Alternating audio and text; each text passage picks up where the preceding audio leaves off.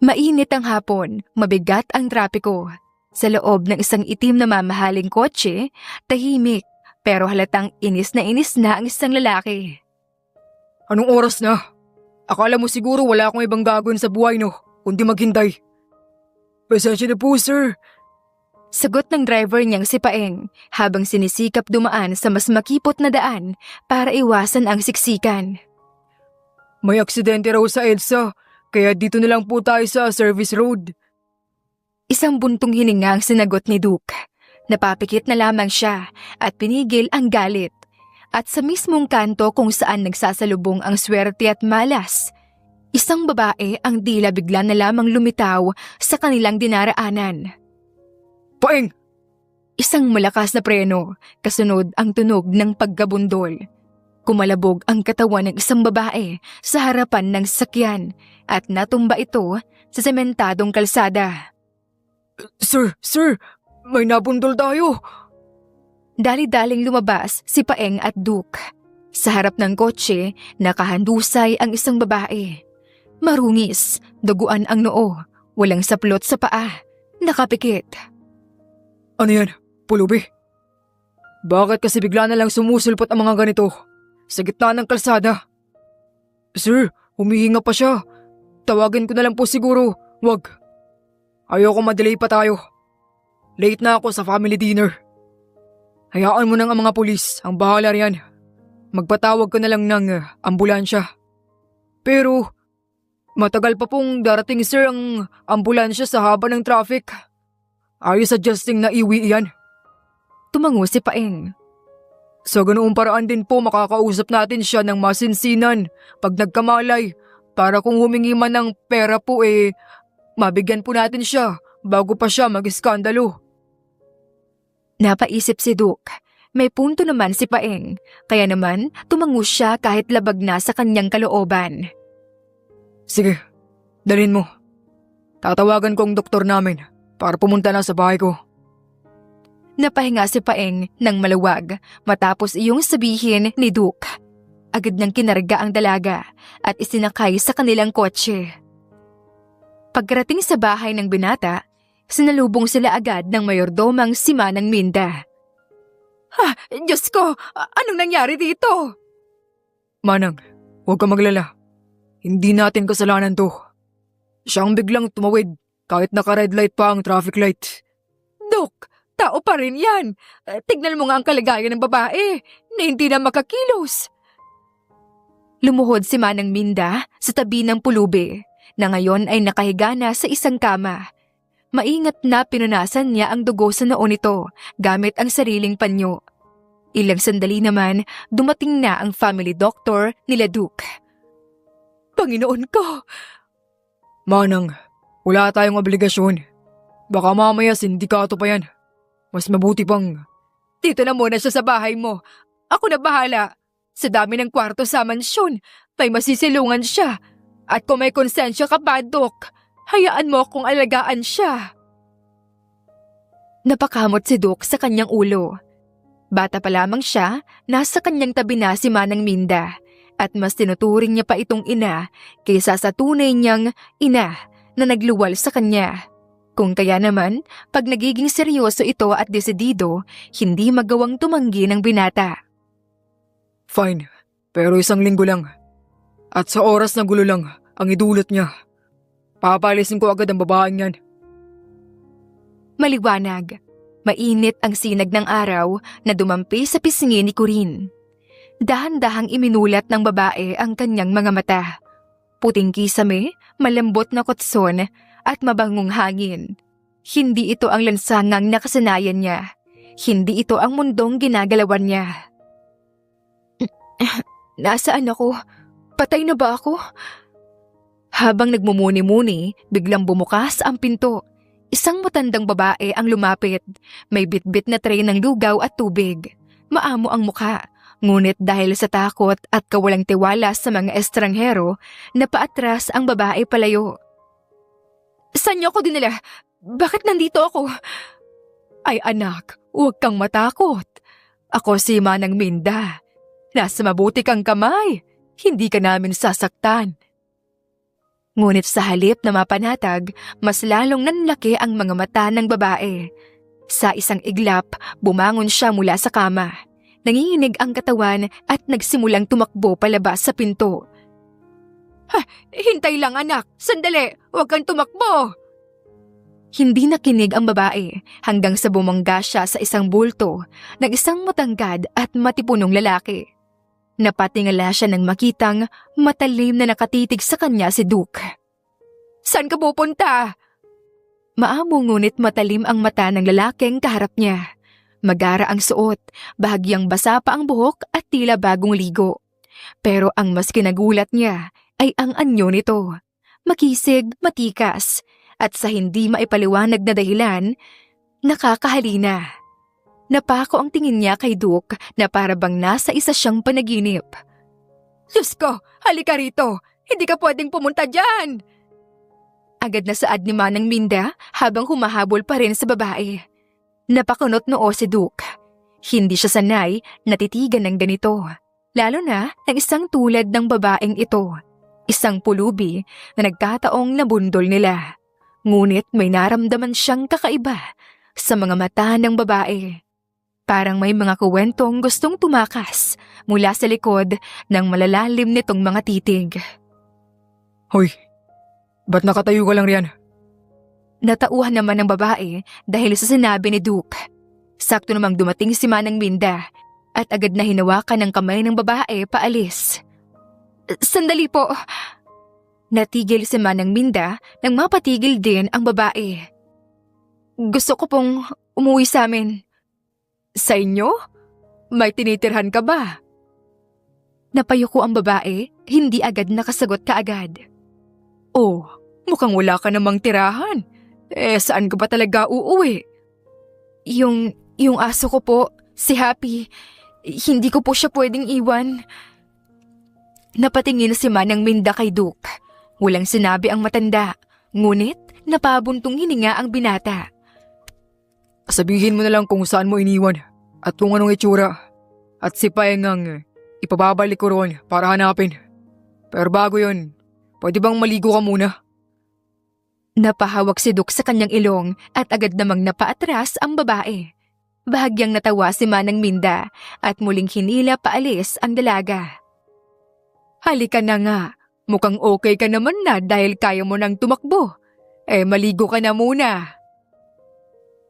Habang paalis ang dalawa, hindi naman maiwasan ni Duke na sundan ng tingin ang babaeng pulubi habang napapaisip kung ano ang ibig sabihin ng naramdaman niyang kakaiba kanina. Mabango ang paligid ng kwarto.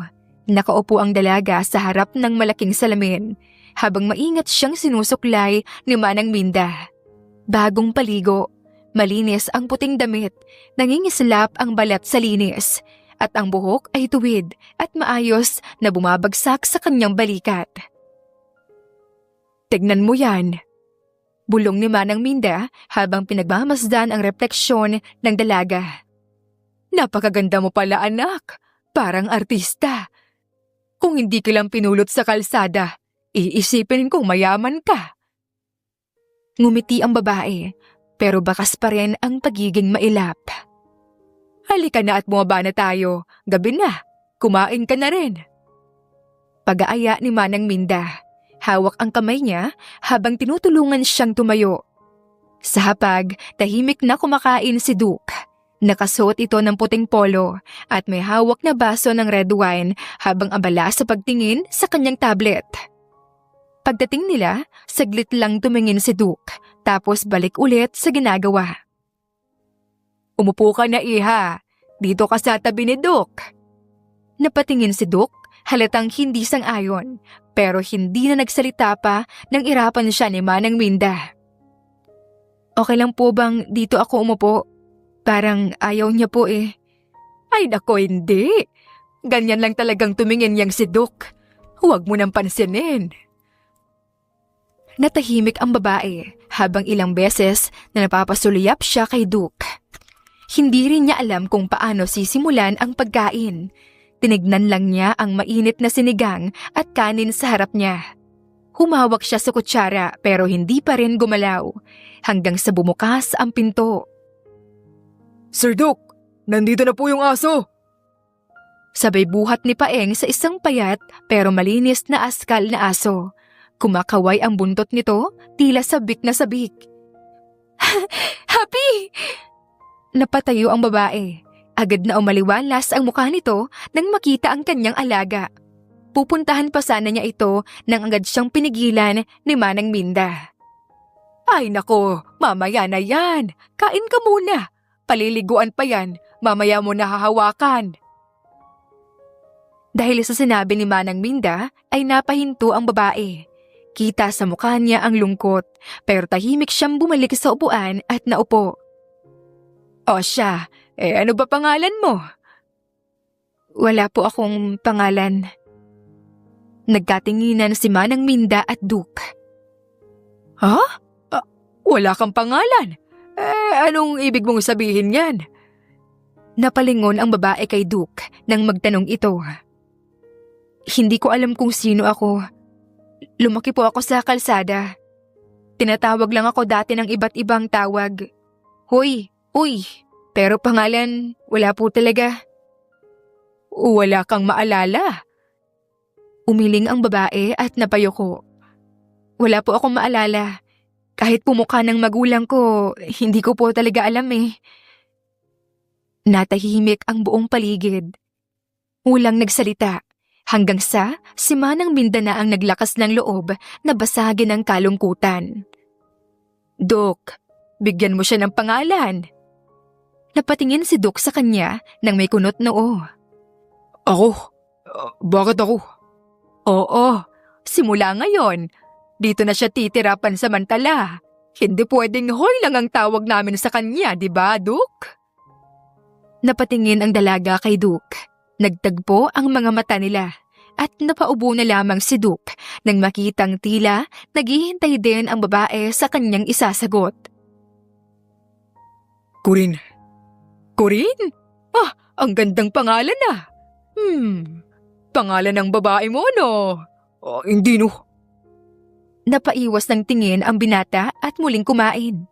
Pero ang totoo, ang pangalang Corinne ay binigay niya sa dalaga dahil ang pangalang iyon ay sumisimbolo sa pagiging maamo at pure. Corinne. Corinne. Ngumiti si Manang Minda nang makita si Corinne na nakangiti.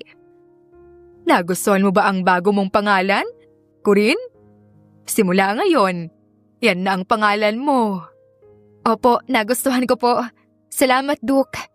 Ang sarap sa pakiramdam na may pangalan na ako. Hindi naman sumagot si Duke. Tumango lamang ito at muling kumain. Tila pinipilit itinatago ang anumang emosyon sa mukha niya. Samantala, nagsimula naman nang kumain si Corinne nang may ngiti sa kanyang labi. Kinabukasan, maagang nagising si Duke. Habang nag-aayos ng suot, may bigla siyang narinig na mga tunog mula sa likod ng mansyon. Parang mga yapak. Kasunod ang masiglang tahol ng aso. Napakunot ang kanyang noo. Ang aga namang lumabas si Manang Minda. Ano na naman kaya ang ginagawa niya sa bakuran? Dahan-dahan siyang bumaba at dumaan sa bakurang likod. Doon nasilayan niya si Corinne. Nakaayos na ang kanyang buhok, suot ang simpleng damit na bigay ni Manang Minda. Nakaupo ito sa damuhan, hawak-hawak ang lumalaylay na tenga ni Happy na nasa doghouse. Happy, akala ko hindi na tayo magkikita pa ulit. Alam mo ba, may pangalan na ako ngayon. Corinne daw. Ang ganda, no? Napatawa ng marahan si Corinne habang hinahaplos ang likod ni Happy. May pangalan na ako. Para na rin akong may pagkatao. Napahinto si Duke sa gilid ng pader. Hindi niya akalain ang isang bagay na tulad ng isang simpleng pangalan ay makapagbibigay ng ganoong kaligayahan sa isang tao. Grabe naman yun. Masaya na siya dahil lang may pangalan na siya. Ngunit dahil sa pagsasalita ni Duke, napalingon si Corinne at agad siyang nakita. Napaayos ng tayo si Duke dahil huli na upang tumakas. Duke? Bakas ang kaba sa mukha ni Corinne pero pinilit niyang ngumiti. Nakakaistorbo ba ako? Nagkibit balikat si Duke at agad naghanap ng palusot. Hindi. Napadaan lang ako. Papakainin ko sana si Habi. Ang payat kasi. Napaiwas ng tingin ang binata bago muling hinarap si Corinne. Talaga? Sakto, pinayagan na ako ni Manang Minda na pakainin siya nitong mga tinapay. Halika, panoorin natin siyang kumain.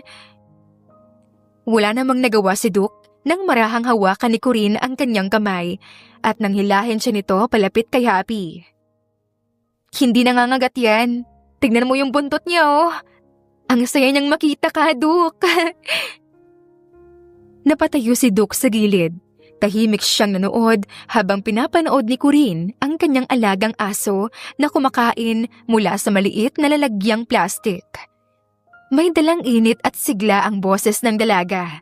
Taliwas sa mga babaeng karaniwang kasama ni Duke na pawang may script sa bawat kilos at laging gustong magpa-impress sa kanya. Salamat talaga sa lahat.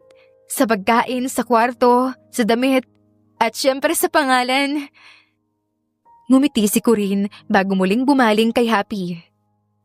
Alam mo, buong buhay ko, wala akong kahit na ano.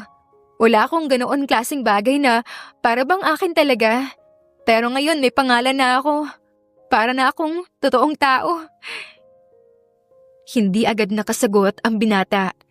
Ngayon lang siya nakakita ng ganitong klaseng pasasalamat sa isang simpleng bagay lamang. At sa isang iglap, tila may kung anong damdamin ang unti-unting nabubuo sa puso niya. Isang bagay na hindi niya maipaliwanag o ayaw pa niyang kilalanin. Hindi naman yun big deal. Kung gusto mo pa ng mas magandang pangalan, pwede pa nating palitan. Naku, hindi na. Gusto ko yung Corinne. Parang, para sa akin talaga. Muling natahimik si Duke, habang si Corinne naman ay muling nagpatuloy sa pagkikipagkwentuhan kay Happy. Hawak-hawak ang aso, habang inaabutan ito ng tubig. At sa sandaling iyon, sa gitna ng katahimikan at simpleng umaga, napansin ni Duke na parang may kakaibang bagay sa babae na nasa kanyang harapan. Isang bagay na tila magpapabago sa buhay niya. Nagpatuloy sa pagtira si Corinne sa bahay niya. Naging katuwang siya ni Manang Minda sa maraming gawaing bahay. Okay ka lang ba dyan, Corinne? Parang sobrang focus ka masyado ah. Natatawang saad ni Manang Minda. Sa may terrace ng ikalawang palapag, tahimik na inaayos ni Manang Minda ang mga bagong putol na bulaklak mula sa hardin. Katabi niya si Corinne na inaayos ang mga rosas. Ganito po ba dapat, Manang? Oo, ganyan nga. Dapat pantay-pantay ang itaas para maganda tignan. Sandaling natahimik ang dalaga habang pinagmamasdan ang paligid. Mula sa mataas na bahagi ng mansyon, kita ang malawak na hardin at mga puno at ang katahimikan ng lugar. Manang, sigurado po ba kayong okay lang na nandito ako, na dito na ako titira? May bahagyang pag-aalinlangan sa tinig niya. Si Manang Minda naman ay napangiti lamang. Walang masama sa pagtira mo rito, anak. Malaki ang bahay, tahimik ang paligid. At si Happy mukhang komportable rin dito. Parang hindi po kasi ako sanay. Parang masyadong maganda po para sa akin ang lahat ng ito. Para po akong nasa isang panaginip. Alam mo, Corinne, minsan, ang mga bagay na hindi mo inaasahan, yan pa ang binibigay sa'yo ng tadhana. Marahang hinaplos ni Manang Minda ang balikat ni Corinne. Baka sa tinig niya na malapit na sa kanyang puso ang dalaga na iilang araw pa lamang niyang nakakasama.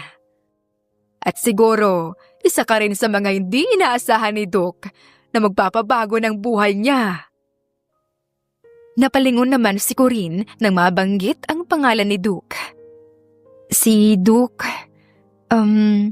hindi po ba talaga siya palangiti? Napahinto si Manang Minda sa ginagawa saka bumuntong hininga. Si Duke ay tahimik na tao, mabait sa loob, pero hindi mo agad makikita. Bata pa lang siya, nawalan na ng ina. Mahirap iyon para sa kanya. lumaki siyang puro nakakatanda ang kasama. Puro aral, puro expectations. Nasaan na po ang ama niya? May sarili ng pamilya. Pero si Duke, bilang panganay na apo, siya ang legal na tagapagmana ng kanyang lolo. Kaya may mga gumagawa ng paraan para pabagsakin siya.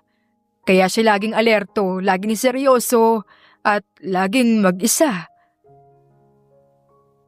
Sandaling natahimik si Manang Minda at tila tuluyan nang nalubog sa alaala ng batang si Duke na pilit tinuturuang maging matapang kahit umiiyak pa sa sulok. Wala siyang panahon para magsaya. Araw-araw trabaho, meetings, business calls, pagbabantay sa kumpanya. Halos wala ng oras para huminga. Pero biglang naputol ang kanyang sinasabi nang may marinig silang pamilyar na yabag sa may hagdan.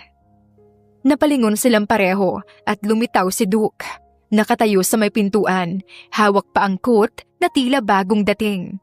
Malamig pa rin ang ekspresyon, ngunit saglit na napako ang kanyang tingin kay Corinne. Si Corinne na may natigilan. Hindi niya alam kung ngingiti ba siya o yuyuko, kaya't nanatili na lang siyang nakatitig din. Isang iglap ng tahimik na pag-uusap sa pamamagitan ng tingin. Walang salita, walang kilos, pero may bigat. "Welcome back, Duke! May merienda sa ibaba." Hindi na po, Manang. Marahang tumango si Duke bilang pagbati. Saka dumiretso paakyat. Napabuntong hininga na lang si Manang Minda. Ayan na siya. Ay, laging ganyan. Dadaan, titigil, tatahimik. Tapos, mawawala uli. Mamaya, dediretso na naman yan sa opisina niya para magmukmuk sa trabaho. Tahimik lang si Corinne pero hindi niya maiwasang mapaisip. Ibang-iba ang buhay ni Duke sa kanya. Pero paano nga ba ang mabuhay na puro trabaho lang? Na parang ang tagumpay ay hindi kalayaan, kundi isang bilangguan din. Matapos tumulong kay Manang Minda sa pag-aayos ng mga bulaklak, boba si Corinne sa hardin para hanapin si Happy. Mabilis naman siyang sinalubong ng aso. Masiglang kumakaway ang buntot at tila sabik na magipaglaro. "Happy! Kanina mo pa ako hinihintay, no?" Humiga si Happy sa damuhan at iniharap ang tiyan. Hudyat ng kagustuhang makipaglaro. Habang inaaliw ang aso, hindi naman napansin ni Corinne ang paglapit ni Duke mula sa kanyang likuran. Paglingon niya, muntikan pa siyang matumba dahil sa gulat. "Nandito ka pala!" Nakabihis si Duke at mukhang paalis na naman, pero may hawak na itong maliit na kahon at marahan itong inabot kay Corinne. Taka naman iyong tinanggap ng dalaga at binuksan. Sa loob, may mga makukulay na macaroons. Para sa akin to? Sigurado ka?" Oo. May event sa company kanina at nabigyan ako. Pero hindi ako mahilig sa matamis. Kaya baka ikaw magustuhan mo. Grabe, nakikita ko lang to sa loob ng mga bakery dati. Hindi ko pa nakakakain yan. Umiling si Corinne nang hindi iniiwas ang tingin sa mga macaroon. Mahal to eh. Pinagkakaguluhan ng mga tao kaya minsan napapaisip din ako kung anong lasa nito. Totoo ba talaga? Pwede ko ba talagang kainin to? Tumango si Duke bilang sagot. Kinuha naman ni Corinne ang isa at marahan itong kinagat. Biglang lumiwanag ang kanyang muka, halos mapapikit sa sarap. Parang batang binigyan ng laruan sa unang pagkakataon. Ang sarap! Para siyang ulap na matamis! Tahimik lang si Duke habang pinagmamasdan si Corinne. Ngunit unti-unting gumuhit ang isang bagay sa kanyang muka na bihirang lumitaw. Ang isang ngiti. Naramdaman ni Corinne ang tingin ni Duke, kaya't napahinto siya sa pagkain. Sorry, hindi man lang ako nag-thank you muna. Di na kailangan. Mukhang na-enjoy mo naman. Sige, mauna na ako. Tumalikod si Duke at nagpatuloy sa paglalakad. Pero sa kanyang paglalakad paalis, bit-bit niya ang imahe ng isang masayang mukha. Isang bagay na matagal niya nang hindi nakita sa paligid ng kanyang tahimik at malamig na mundo. At si Corinne ay tahimik na napangiti habang hawak ang kahon ng macaroon. Napatingin siya kay Happy na masayang nakatitig sa kanya. Happy, ang bait niya, no?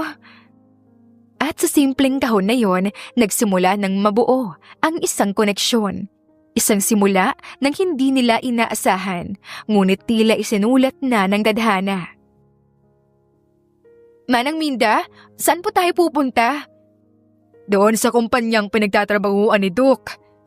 Alam mo, naisip ko lang na magtatatlong linggo ka nang nakatira dito. Pero hindi man lang kita na ipapasyal sa labas ng mansyon. Agad namang napuno ng excitement ang mga mata ni Corinne nang marinig ang sinabi ni Manang Minda.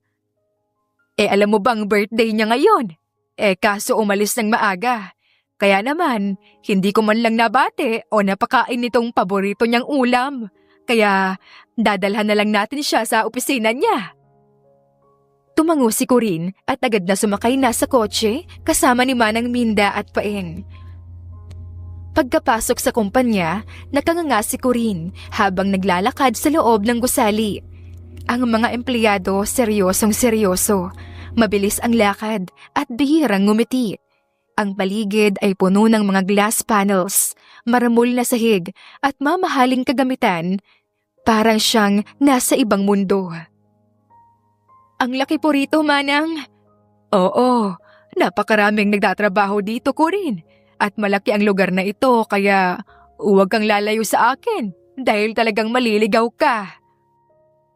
Hindi naman nakasagot si Corinne dahil sa pagmumuni-muni. Pero bakit po parang walang celebration? Hindi po ba birthday ni Duke ngayon? Natahimik si Manang Minda at napatitig kay Corinne. Ilan lang kasi ang nakakaalam ng birthday niya. Baka nga bukod sa kanya, ako, si Paeng at yung sekretary niya lang. At ngayon pati ikaw na rin. Ayaw niya kasing nagse-celebrate kaya hindi pinagsasabi sa iba.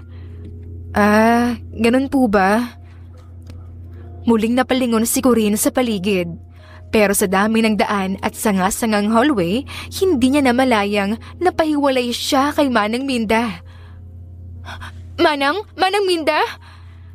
Nagmadali siyang sumunod sa direksyon na akala niya dinaanan nila. Pero mali. Habang lumalakad, papasok siya sa mas tahimik na bahagi ng gusali kung saan may mga nakatakip na bakal, plywood at naririnig ang mga tunog ng martilyo. Isang palatandaan ng construction.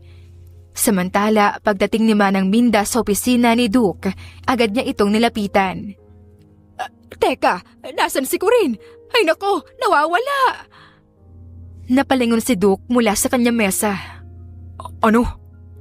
Kasi sinama ko dito para sana makapamasyal naman. Nahiwalay ata sa akin habang naglalakad kami papunta rito.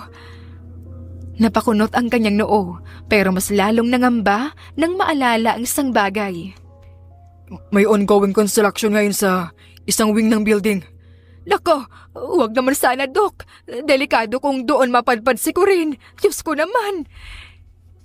Hindi na nag-atubili pa si Duke. Agad siyang tumakbo at umalis sa kanyang opisina.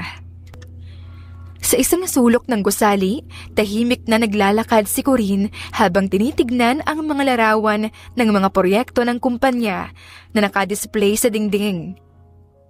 Grabe, ganito pala kalaki ang mundo ni Duke. Napalingon siya sa paligid at nakitang under construction ang isang bahagi ng building na kinatatayuan niya. Wala ang mga construction worker na marahil ay nag-lunch break pa. Kanino pa kaya ako pwedeng magtanong ng daan papunta sa office ni Duke? Isang nakababahalang tunog ang narinig ni Corinne. Napatingala siya at sa isang iglap nakita niya ang isang plywood na biglang bumitaw mula sa scaffolding. Pero bago pa tumama ang kahoy, isang pares ng braso ang biglang humatak sa kanya palayo. Ang kahoy ay bumagsak sa mismong lugar na kinatatayuan niya. Ilang segundo lang ang nakalipas. Ano ginagawa mo rito? Delikado ang lugar na ito. Dok, salamat.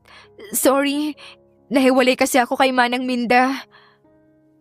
Napayuko ang dalaga, halatang natakot at nahiya. Hindi siya umimik ulit, habang si Duk naman ay napahinga na lamang ng malalim at tila mas gumaan ang loob dahil nasa harapan niya na ang dalaga. Tara na, umalis na tayo rito.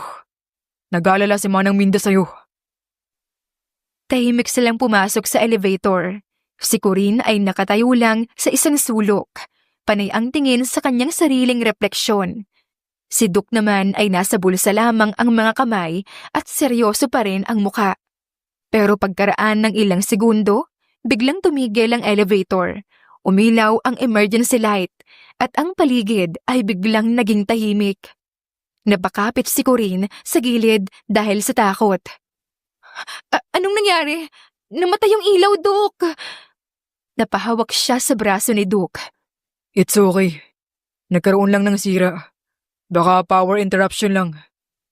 We're trapped pero makakalabas rin tayo. Tumango si Corinne at pinilit na ikalma ang kanyang sarili. Tahimik sa loob ng elevator. Tanging tunog lang ng mahinang pag-ikot ng emergency fan ang maririnig. Ang ilaw ay bahagyang dim, nagdudulot ng malamlam na liwanag sa maliit na espasyo. Come on. Don't tell me na wala ring signal rito. Si Duk ay nakatayo pa rin, hawak ang cellphone.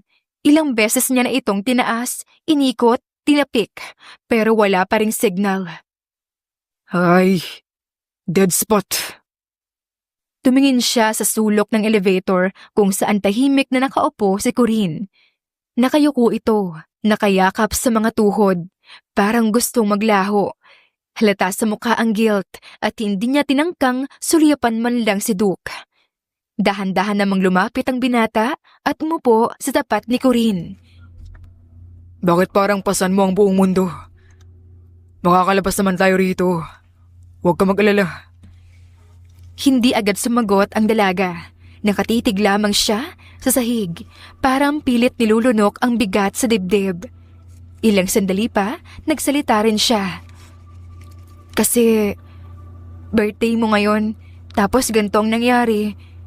Nasira dahil sa akin. Napakunot ang noo ni Duk. Alam mong birthday ko ngayon?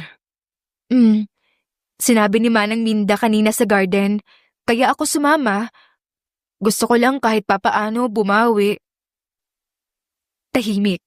Nakatitig lang si Duk sa kanya. Sa liwanag ng elevator, kapansin-pansin ang lungkot sa mukha ni Corinne, pero may kasama ring sincerity. Hindi napigilan ni Duk mapangiti.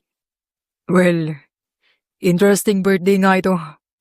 First time kong matrap sa elevator. Sorry talaga. Kung hindi ako naligaw, hindi tayo mapapadpad dito. Stop apologizing. Hindi mo kasalanan. At hindi naman ako galit.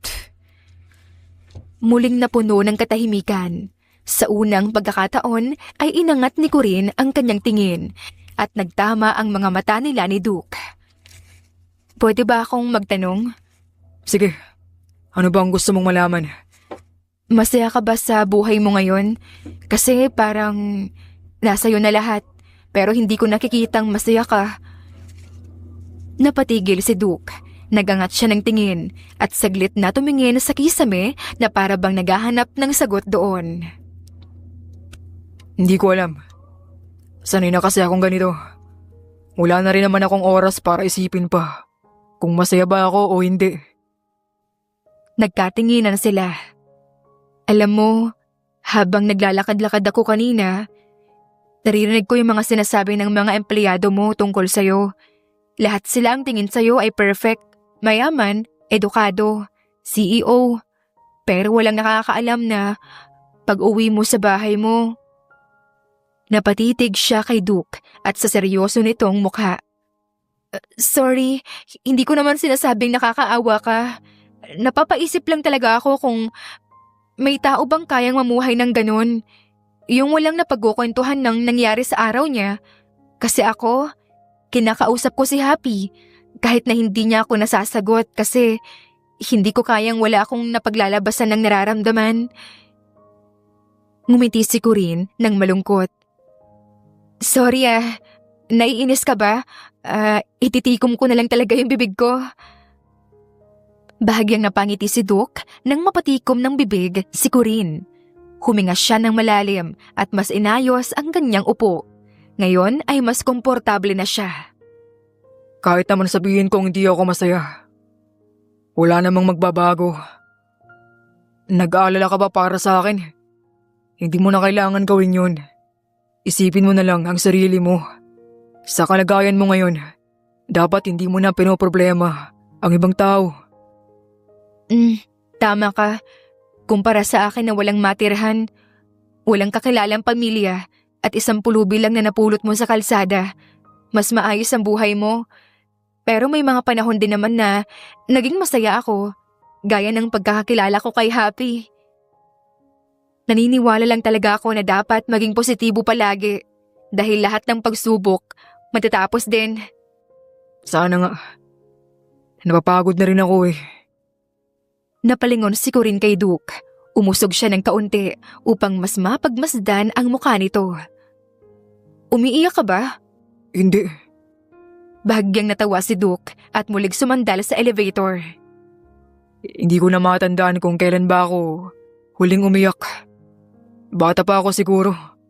Hindi ko nga alam kung kaya ko pang umiyak ngayon eh. Pwede ba yun? Masyado ka na bang manhid? Oo, pwede. Kasi kung magpapakita ako ng kahinaan, lalamunin ako ng mga taong nag-aantay ng pagkakataon na mapapagsak ako. Maging sa sarili kong mga kadugo, kailangan kong mag-ingat. Lahat sila, andyan lang kahit may pangalan ako. Pero lahat din sila, iiwan ako pag nakuha na ang kailangan nila. Kasama mo pa rin si Manang Minda at Paeng. Mahal ka nila kahit masungit ka sa kanila minsan. At ako, hanggat hindi mo pa ako pinapalayas sa bahay mo, hindi rin kita iiwan kahit na anong mangyari.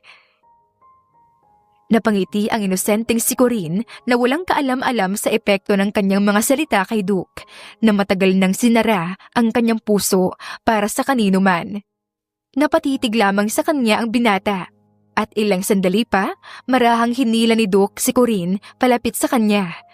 At nang hindi na niya mapigilan, hinalikan niya si Corinne sa labi nito. Nagulat ang dalaga pero hindi niya magawang umiwas. Napapikit na lamang siya at tuluyang nagpaubaya. At doon, sa loob ng sira at saradong elevator, tila natagpuan na ni Duke ang sagot sa kanyang mga katanungan. Pagkatapos ng halos isang oras, bumukas na ang elevator. Lumabas sina Duke at Corinne. Kasunod ang dalawang maintenance personnel na nag-rescue sa kanila. Halatang pagod ang dalaga pero mas halata ang kanyang pagkailang. Sa kabilang banda naman, si Duke ay tahimik lang, mahinahon, parang walang nangyari. Aba, Diyos ko Corinne, saan ka ba kasi napunta? Halos atakihin na ako sa puso. Duke anak, pasensya ka na talaga. Ako itong nag-ayang isama siya. Walang may kasalanan, Manang. Ligtas naman po kami. Napatingin si Manang Minda kay Corinne at niyakap ito. Pagkabalik nila sa opisina ni Duke, masayang binuksan ni Manang Minda ang mga Tupperware na dala niya. Ayun, kumain na muna tayo ng may pagdiwang na natin sa wakas, ang kaarawan ni Duke. Duke, gusto mo ba nitong liempo? Napalingon si Duke na ngayon ay tulala lamang sa glass panel ng kanyang opisina. Nakatitig siya sa view ng lungsod pero malalim ang iniisip. Sige po, Manang. Sige, pakiabot naman itong plato kay Duke, Corinne. Nanlaki ang mga mata ni Corinne pero hindi siya tumanggi. Habang hawak-hawak ang paper plate, halos hindi niya matitigan si Duke sa mga mata nito. Okay lang ba kayong dalawa talaga? Nag-away ba kayo? Hindi po Manang. CR po muna ako. Agad na naglakad si Corinne at muntik pang maligaw sa paghahanap ng banyo sa loob ng opisina ni Duke. Doon, ikinulong niya ang kanyang sarili. Manang, May meeting pa nga po pala ako. Mamaya na lang po ako kakain. Mauna na po kayo ni Corinne. Aba, hindi pwede, Duke. Ngunit, hindi na napigilan pa ni Manang Minda si Duke dahil dali-dali na itong umalis. Napakamot na lamang si Manang Minda sa kanyang ulo. Nako! Ano ba talagang nangyari sa loob ng elevator? Tahimik ang paligid. Maagang nagising si Corinne, dala ng hindi mabakaling isipan. Nakaupo siya sa damuhan, pinagmamasdan si Happy na ngayoy mas malusog na at masigla. Kumakaway ang buntot nito habang masayang tumatakbo paikot-ikot. Sa kabila ng ngiti ni Corinne, halata ang lungkot sa kanyang mga mata. Bakit ba ako nag-iisip ng ganito?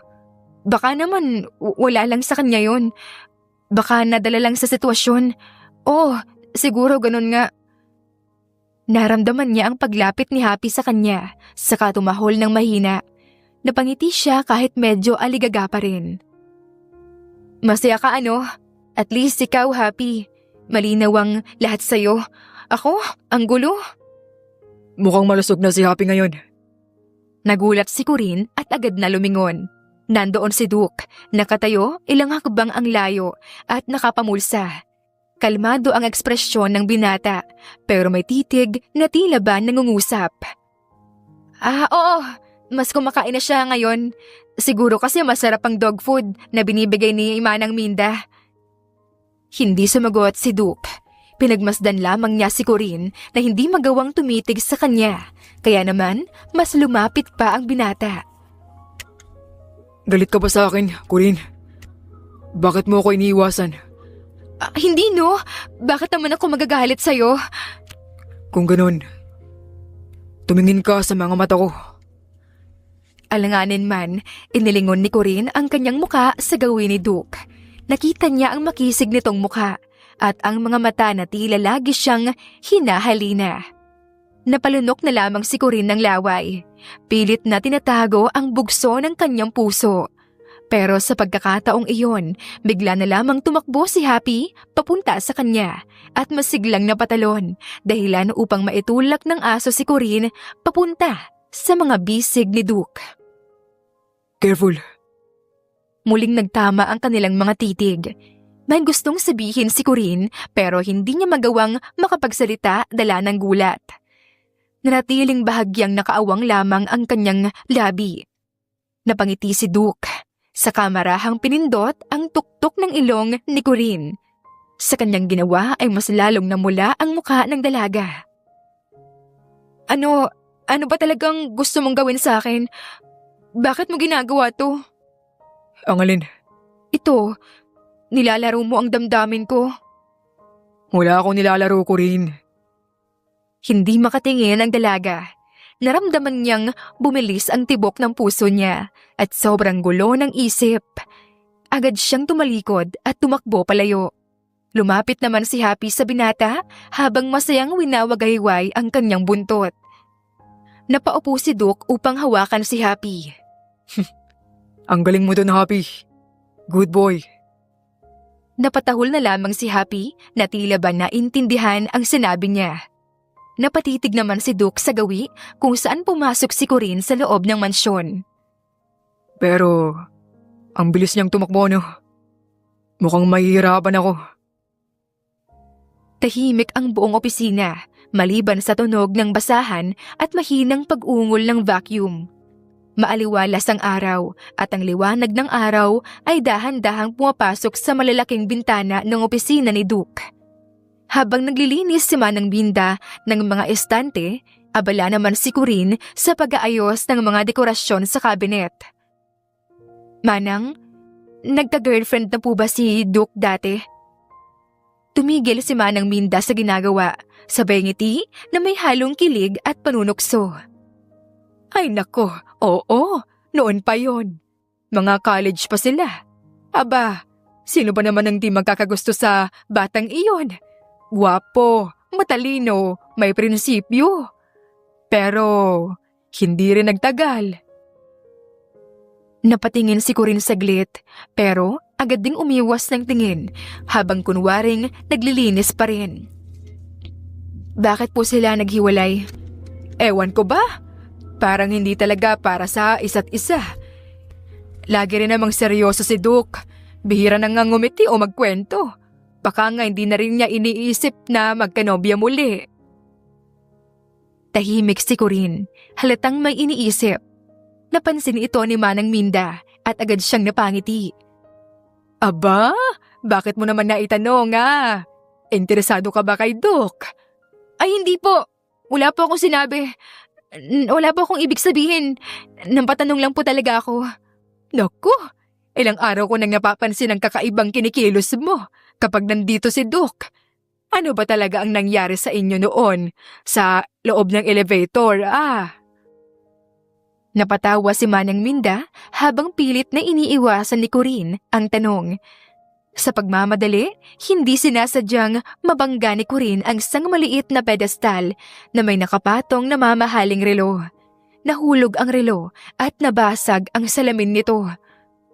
Ay naku po, mukhang mahal po ito, Manang. Nanlaki ang mga mata ni Manang Minda, halos mapaluhod sa gulat.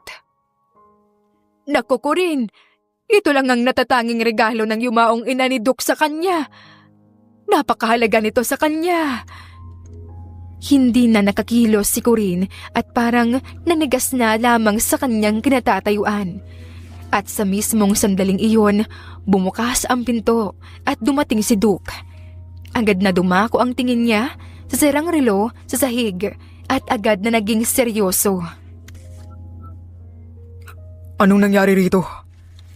Natigilan sina Corinne at Manang Minda.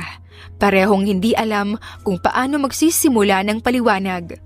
Pero lumapit si Duke at tuluyang pumasok. Duke, ako ang nakasira. Sorry. Napatitig lamang si Duke sa kanya na halos maiyak na sa kanyang harapan. Ako na bahala maglinis dito mga anak. Sige na, lumabas na kayo. Saad naman ni Manang Minda habang hawak ang walis at daspan. Ako na ang maglilinis. Iwan niyo na po muna ako, Manang. Hindi nagawang umangal ni Manang Minda dahil sa seryosong boses ni Duke. Una niyang iginiya palabas si Corinne na hindi pa rin mapakali. Saka sandaling bumalik kay Duke upang kausapin ito. Duke, ano kasi, inaasar ko si Corinne kanina kaya aksidente niyang natabig. Hindi kasalanan ni Corinne ang lahat. Pasensya na anak. Hindi naman sumagot si Duke. At dahil doon, walang nagawa si Manang Minda kung hindi ang umalis na lamang at iwan ang binata. Pagsapit ng gabi, tahimik ang buong bahay. Maingat ang bawat hakbang ni Duke habang papalapit siya sa silid ni Corinne. Bahagyang kumatok ang binata pero napansin niyang naiwang bukas ang pinto. Corinne? Napatingin siya sa paligid pero wala si Corinne sa loob ng kwarto nito. Napatingin siya sa labas ng bintana, saka napakunot ang noo. Saan naman kaya pupunta si Corinne sa gantong oras ng gabi? Pero bigla niyang naalala si Happy. Malamang kasama niya si Happy ngayon. Pagdating niya sa bakuran, sandali siyang nagtago muna nang makitang naroon nga si Corinne. Nakaupo siya sa damuhan, yakap-yakap si Happy, habang tumutulo ang luha sa kanyang mga mata. Nakaupo siya at ang boses niya ay paos na sa pag-iyak. Happy, anong gagawin ko? Nasira ko ang pinakamahalagang bagay sa kanya. Baka galit na siya ngayon. Baka paalisin niya na ako. Tahimik lang si Happy. Tila nakikinig lang habang hinahaplos ni Corinne ang balahibo nito. Patuloy siya sa pagbubuntong hininga. Wala akong karapatan na masaktan o malungkot. Pero bakit parang ang bigat sa dibdib, Happy? Isang tahol lang ang sinagot ni Happy. Tila ba sinasagot ang tanong ni Corinne? Magsalita ka naman, Happy. Kailangan ko ng advice mo ngayon. Hindi ko alam kung paano ko haharapin si Duke. Paano ba ako hihingi ng tawad ngayong kahit na mag-sorry ako? Alam ko hindi nun maayos ulit yung nasira kong relo. Tahimik na lumapit si Duke mula sa likod. Hindi siya nagsalita agad. Pinanood lang niya si Corinne habang pinapahid nito ang luha sa pisngi. Corinne, Nagulat si Corinne. Napalingon siya kaagad kay Duke at agad na napatayo. Mabilis niyang pinunasan ang kanyang mga luha. Duke, ikaw pala, malamig na. Bakit ka nandito ka pa rin? Bakit nandito ka pa rin sa labas? Wala. Binisita ko lang si Happy. Napabuntong hininga si Duke sa kamarahang ngumiti. Hinawakan niya ang kamay ni Corinne at niyaya itong pumasok na. Tara na. Pumasok na tayo sa loob. Ngunit hindi nakinig si Corinne. Hindi siya nagpatianod sa paghila ni Duke. Dahil doon, napatigil din ang binata. Hindi ka ba galit sa akin, Duke? Nasira ko yung regalo na bigay sa'yo ng mama mo. Napatitig si Duke sa mga mata ni Corinne. Bakas dito ang pag-iyak at pag-aalala. Marahan siyang napangiti nang mapagtanto kung bakit noon pa man iba na ang epekto ni Corinne sa kanya. Dahil sa mga mata ng dalaga, nakikita ni Duke ang isang sensiridad na hindi niya makita sa mga mata ng taong may kailangan lamang o masamang pakay sa kanya. Hindi naman nabubuo ulit ng galit ang relo na yon. Pero kahit na... Corinne, Lumapit si Duke nang mapayuko si Corinne. Hinawakan niya ng marahan ang magkabilang pisngi nito upang iangat ang tingin ng dalaga. ang totoo, mali ka. Hindi yun ang pinakamahalagang bagay para sa akin. Kahit masira yun, hindi naman ibig sabihin nun na makakalimutan ko na rin ang ina ko. Kaya huwag ka nang umiyak. Gamit ang kanyang daliri, marahan niyang pinunasan ang mga natitirang luha sa pisngi ni Corinne. Hindi ko magagawang magalit sa'yo, Corinne. At ayoko makita kang umiiyak. Lalo na kung dahil sa akin. Bakit, Duke? Bakit sa akin ganito ka? Ganun talaga siguro kapag mahal mo. Natigil si Corinne matapos marinig ang mga salitang iyon. Napangiti lamang si Duke at pinagmasdan lamang ang mukha ni Corinne. Nagbagong buhay ko. Simula nung dumating ka, Corinne. Ipinaramdam mo sa akin kung paanong maging tao muli. Kung paanong magkaroon ng isang bagay na higit pa sa kahit na anong nabibili ng pera.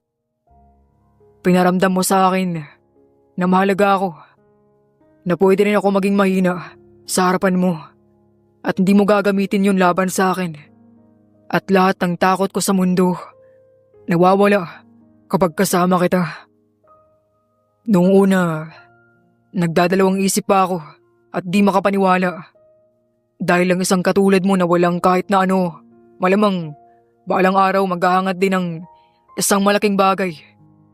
Hindi ako naniniwala na wala kang ibang intensyon noon. But, you proved me wrong, Corinne. Hindi na nakatiis pa si Corinne. Marahang tumulo ang kanyang mga luha habang nakikinig kay Duke. Kahit wala kang yaman, kahit wala kang mamahaling bagay na may pagmamalaki sa mundong ito, hindi ka kailanman humingi ng kahit na ano. Hindi ka kailanman nanghingi ng kapalit. Sa halip, binigay mo ang sarili mo ng buo. Ang kabutihan mo, ang oras mo, ang malasakit mo. Lahat ng walang hinihinging kapalit. At sa bawat araw na lumilipas, mas lalo kong naiintindihan na ikaw na ang pinakamahalagang bagay na dumating sa buhay ko. Higit pa sa isang relo o kahit na ano pang bagay na meron ako ngayon. Yumuko si Duke at marahang inalikan si Corinne. At sa pagkakataong iyon, wala nang kahit na anong bahid ng takot o pag-aalinlangan pa sa pagitan ng dalawa. Napayakap ng mas mahigpit si Corinne kay Duke at ang kanilang mga halik ay mas lalong lumalim. Mahal din kita, Duke. Bulong ni Corinne bago muling naglapat ang kanilang mga labi. Pagkalipas ng ilan pang mga araw, isang umaga, abala ang mga kasambahay sa pag-aayos ng mga dekorasyon at paghahanda para sa malaking pagtitipon mamayang gabi. Si Corinne naman ay dumating mula sa kusina. May dalang tray ng mga nakatiklop na table napkins. Si Duke naman ay nasa gilid, abala sa pagtingin ng listahan ng mga kailangan ihanda. Handa ka na ba? Mamayang gabi, darating ang pamilya ko. Lahat sila. Lahat-lahat? As in, buong angkan mo? Oo, at ilang mga negosyante ng kasosyo ng pamilya namin. Pero, mas mabuting umiwas kang makipag-usap sa kanila. Bakit naman? Dahil hindi sila kasing bait mo, Corinne. Sanay silang humusga. Sanay silang maghanap ng pagkukulang. At ayoko maranasan mo yun. Napangiti lamang si Corinne at marahang napatawa. Hindi naman siguro maagaw ng sangkatulad ko ang pansin nila. Pero sige, mag-iingat ako. Lumapit si Duke kay Corinne nang may matamis na ngiti. Salamat. Lagi kang ganito. Tahimik pero matapang. Mabait kahit di kailangan maging mabait. Ang dami mong sinasabi ngayon Ito, tikman mo nga itong gawa ni Manang Minda na cupcakes. Ihanda ito sa event. Tinatansya niya kung ano ang dapat na lasa. Tinikman naman ni Corinne ang mga cupcakes at agad na napangiti saya. Napangiti rin si Duke habang pinapanood ang dalaga. At sa mga pagkakataong iyon, habang pinapanood kung gaano kasaya si Corinne sa isang cupcake, ramdam ni Duke ang kagustuhan na ibigay ang mundo sa isang tulad ni Corinne, ang babaeng mahal na mahal niya na. Pagsapit ng gabi, ang bahay ay puno ng bisita. Elegante ang mga kasuotan, may kasamang malamig na klasikong music at mga tahimik ngunit matalim na usapan. Si Corinne tahimik lang sa kusina. Pinagmamasdan ang mga tao sa dining hall habang nag-aasikaso si Manang Minda. Grabe, ngayon lang nagkaroon ng ganito karaming tao dito sa bahay ni Duke at lahat sila mukhang mayayaman. Sa hindi kalayuan, si Duke ay abala sa pakikipagkamay at pakikipag-usap. Tulad ng dati, seryoso at alerto. Napasulyap siya ng isang beses kay Corinne at doon pa napangiti. Samantala, nahuli ng mata ni Corinne ang isang matandang babae na mag-isa lang na nakaupo. May aurang malinis, elegante at desente. Manang, sino po yung matandang babae na yon? Ang ganda niya. Parang hindi siya tumatanda. Siya ba? Siya si Senyora Evangelina Velasquez. Isa sa pinakamayaman sa kwartong ito. Mabait yan, iha. Tumutulong sa mga mahihirap. Pati ako, tinulungan niya noon. Talaga po? Pero parang ang lungkot naman ng mata niya kahit nakangiti. Dahil malungkot nga talaga siya. Namatayan ng asawa. Tapos, nawala pa yung nag-iisang anak niyang babae. Simula noon, hindi na siya nag-asawa ulit. Hanggang ngayon, hinahanap pa rin niya ang nawawalang anak niya. Nagpatuloy si Corinne sa pagmamasid sa Donya. Kita niya kung paanong sinusubukan itong kausapin ng ibang mga panauhin, ngunit tila mailap ito at may pagkasuplada. Parang si Duke rin noon. Napangiti si Corinne at napabaling sa loob ng kusina. Nakita niyang nagpapanik na si Manang Minda sa loob dahil sa bilis ng mga nangyayari sa labas. Manang Minda, dadalhin ko na po ba ito sa labas? Ako na po magdadala nitong mga wine. Nako, sige. Pagkaingatan mo, Corinne. Bit-bit ang tray ng wine glasses, maingat na lumabas si Corinne papunta sa main hall. Pero pagliko niya, isang babaeng nakasuot ng mamahaling damit ang biglang bumangga sa kanya. Natapon ng wine sa katawan niya. Are you serious? Binasa mo yung damit ko. Katulong ka ba rito? Naku, sorry po. Agad na kinuha ni Corinne ang kanyang panyo at takmang pupunasan na ang nabasang bahagi ng gown, ngunit marahas na tinabig ng babae ang kanyang kamay. Huwag mo nga akong hawakan. Baka mas lalo pang masira damit ko dahil sa'yo. Napalingon si Corinne sa paligid. Hinahanap si Duke pero wala doon ang binata. Ngayon, pinagtitinginan na siya ng mga tao dahil sa lakas ng boses ng babae. Ilang sandali pa, lumitaw si Duke sa second floor at mukhang hinahanap din si Corinne. Bahagyang lumuwag ang pakiramdam ni Corinne, ngunit nabigla siya sa sumunod na ginawa ng babae. Are you even listening to me? Alam mo, dapat sa'yo, tinuturuan ng leksyon at pinapahiya. Walang alinlangang binuhusan ng babae ng wine si Corinne sa ulo. Nakayuko siya, nanginginig ang kamay habang pinipigil ang luha. Mula sa di kalayuan, nakita ni Doc ang nangyari at agad siyang kumilos upang bumaba. Ngunit may isang kamay na marahas na tumabig sa kamay ng babae. Kahit saan na lang ba, Vivian?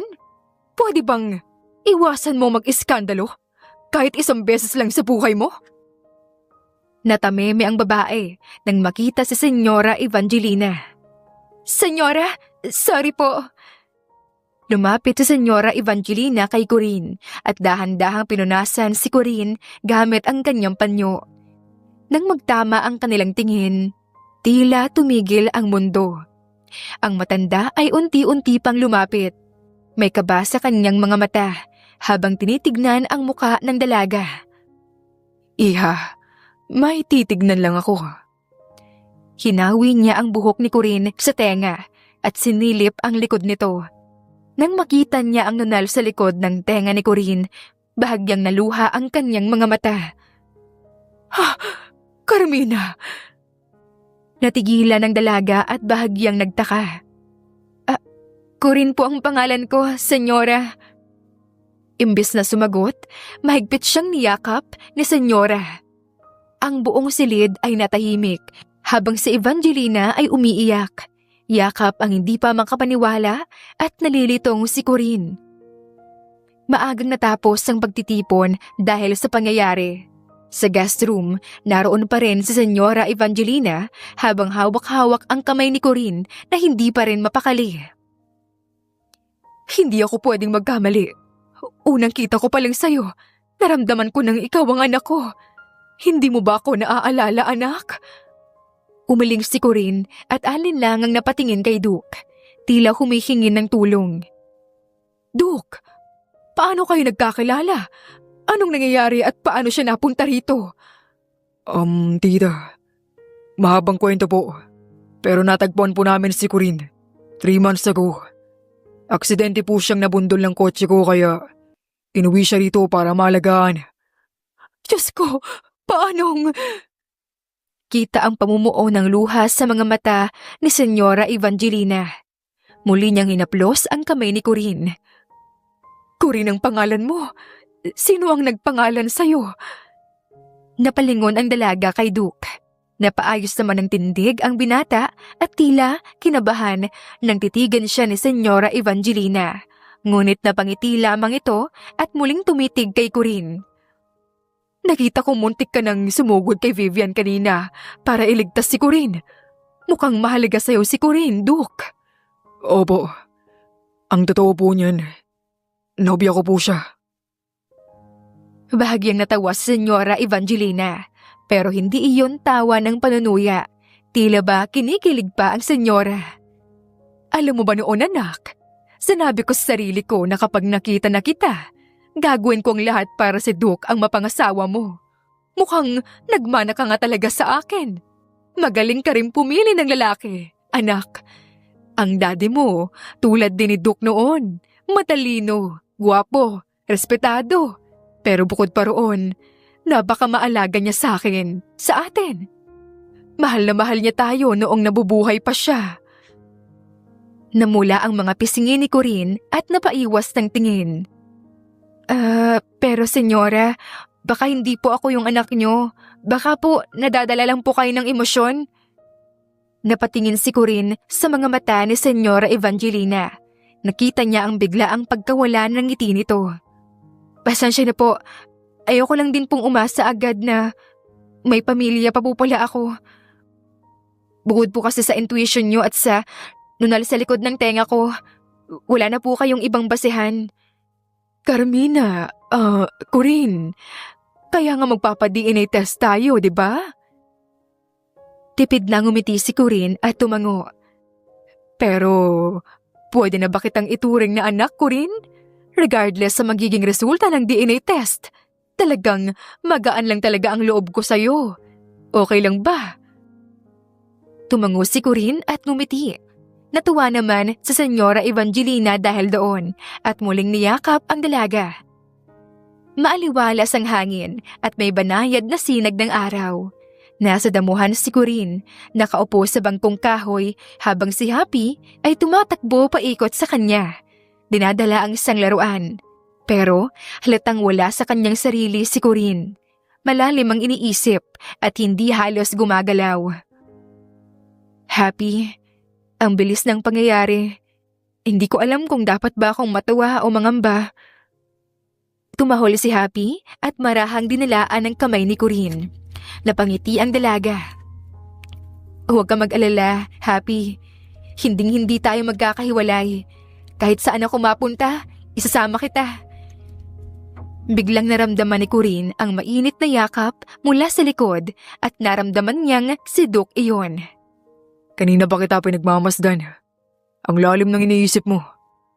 Ang dami lang talagang nangyayari. Hindi ako makapaniwala. Tungkol ba kay Senyora Evangelina? Tumango si Corinne. Hawak niya ang laruan ni Happy at kita niyang tumatalon-talon ng aso upang kunin iyon. Napakabait niya. Wala akong masabi. Pero natatakot ako, Duke. Paano kung totoo nga?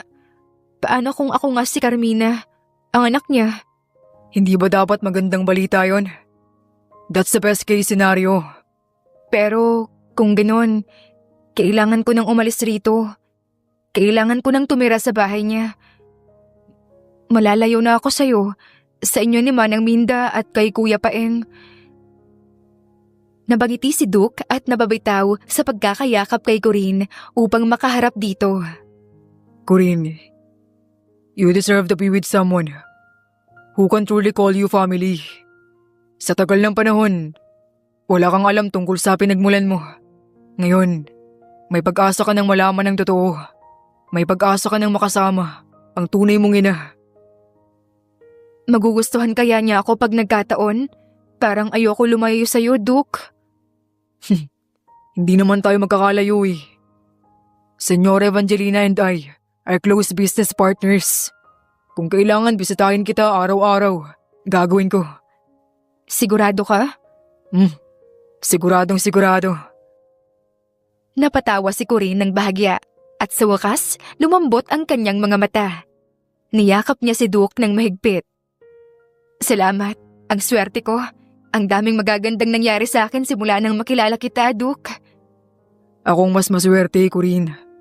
At lahat ng nangyayaring ito, dahil yun sa kabutihan at katatagan mo. Nabangiti na lamang si Corinne habang yakap-yakap siya ni Duke. Sa tabi nila ay si Happy na tumatahol na parang sumasang-ayon.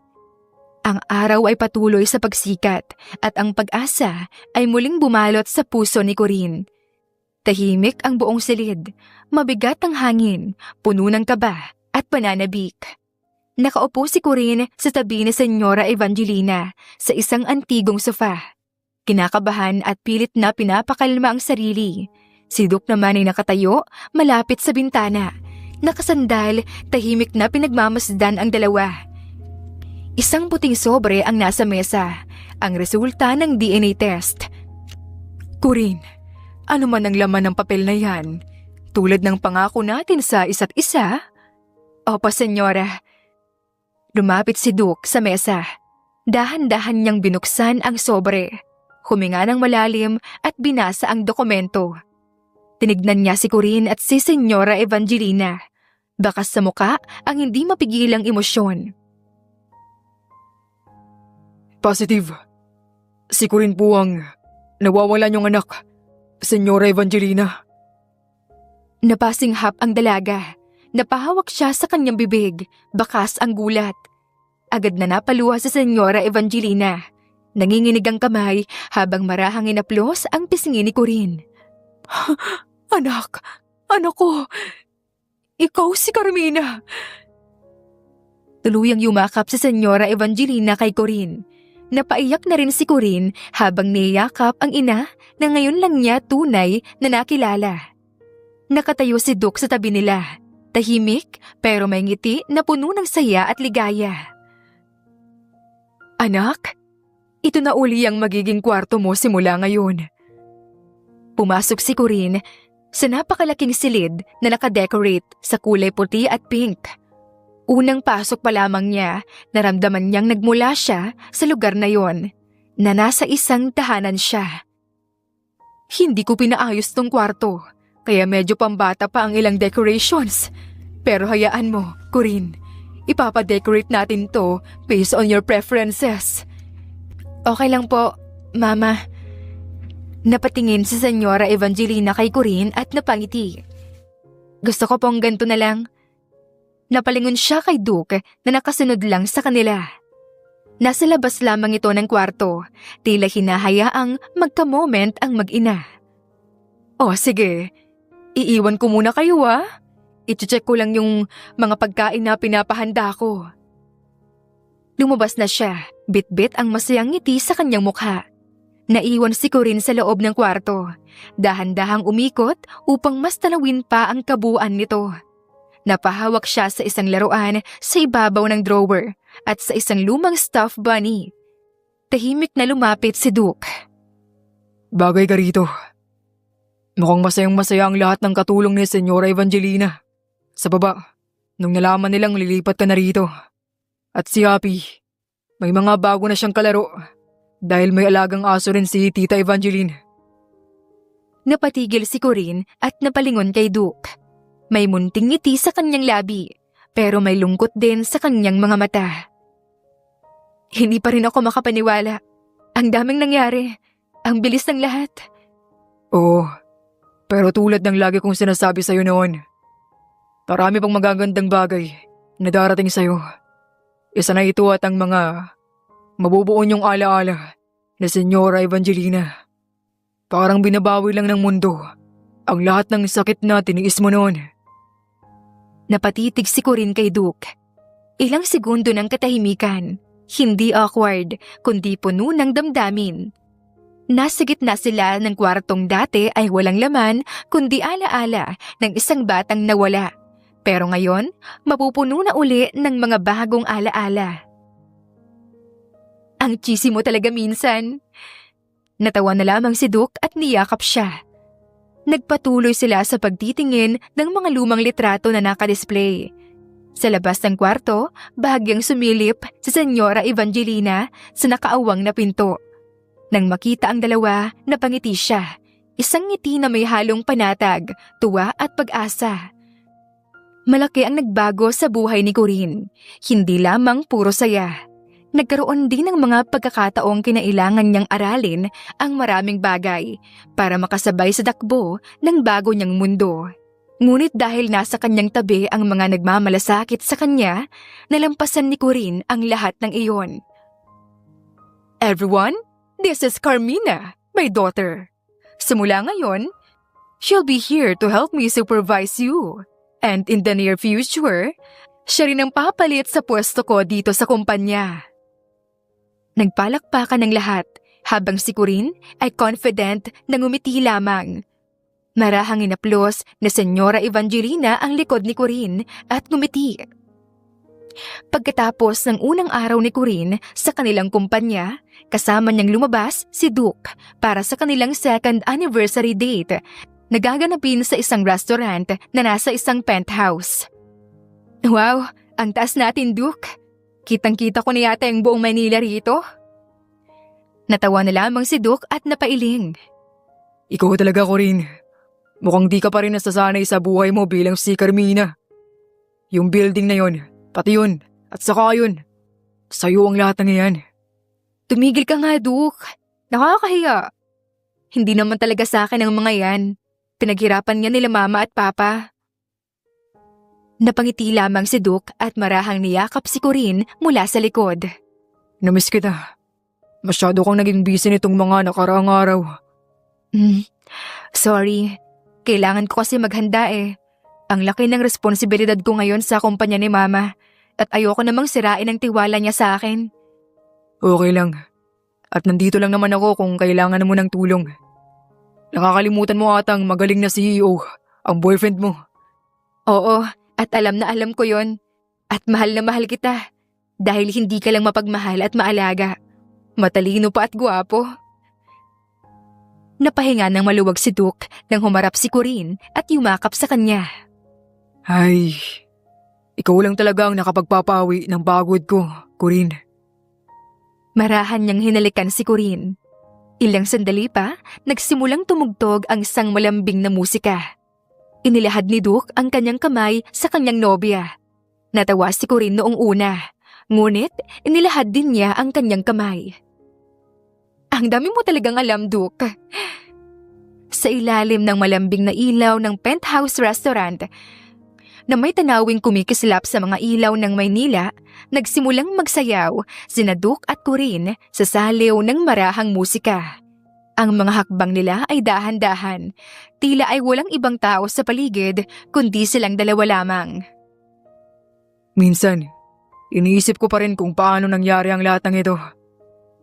Yung dating babaeng takot sa amin ni Manang Minda, ngayon, isa ng matapang at matagumpay na babae. Hindi ko rin alam kung paano ko nalampas ang lahat. Pero, isang bagay ang sigurado ko. Hindi ko nagawa to ng mag-isa. Kasama kita noon pa man, Duke. Nagpatuloy ang marahan nilang pagsasayaw.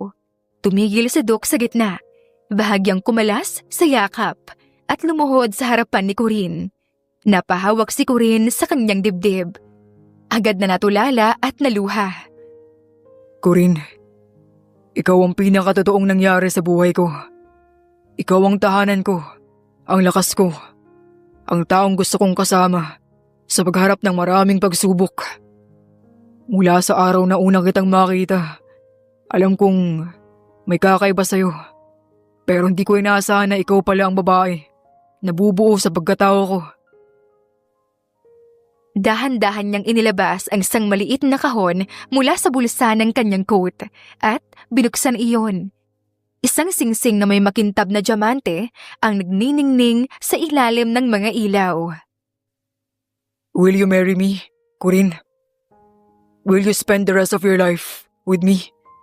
Building dreams, sharing burdens, and waking up each day, knowing we choose each other, always.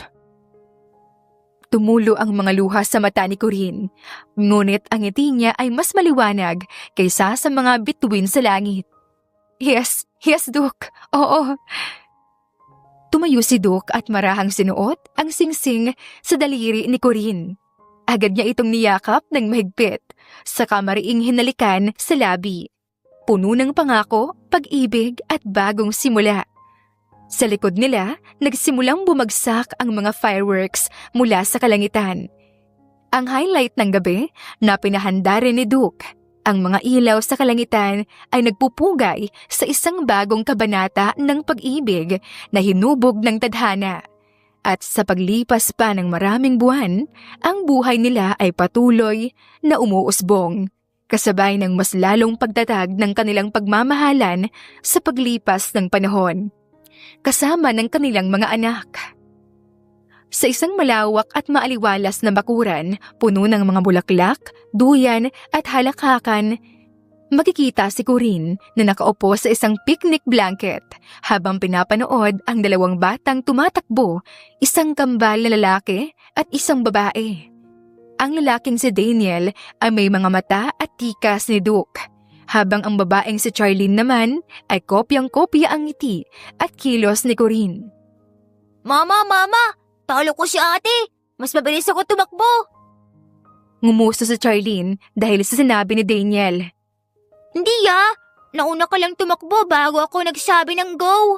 Naku, kayo talagang dalawa. Nag-aaway na naman kayo. Alam nyo, pareho kayong panalo sa amin ng daddy nyo. Lumapit ang mga bata at yumakap kay Corinne bago muling tumakbo palayo matapos magkaayos. Ilang sandali lamang, dumating naman si Duke, bitbit ang isang tray ng juice at sandwiches. Aba, mukhang kailangan na natin bumili ng whistle para mapatigil yung mga yan minsan. Tumawa si Corinne at napatitig sa kanilang mga anak. Nasa dugo nilang pagiging malikot. Kanino pa ba magmamana, di ba? Kanino pa kundi sa akin, yung pagiging matigas ang ulo. Pero sa'yo sila nagmana ng puso. Magkatabi silang naupo sa isang blanket habang pinagmamasdan ang mga anak. Tahimik na sandali, sabay na napangiti. Naalala mo ba yung mga pinagdaanan natin noon? Oo naman. Malinaw na malinaw ang lahat sa isip ko. Hanggang ngayon. Hinawakan ni Duke ang kamay ni Corinne at hinalikan iyon.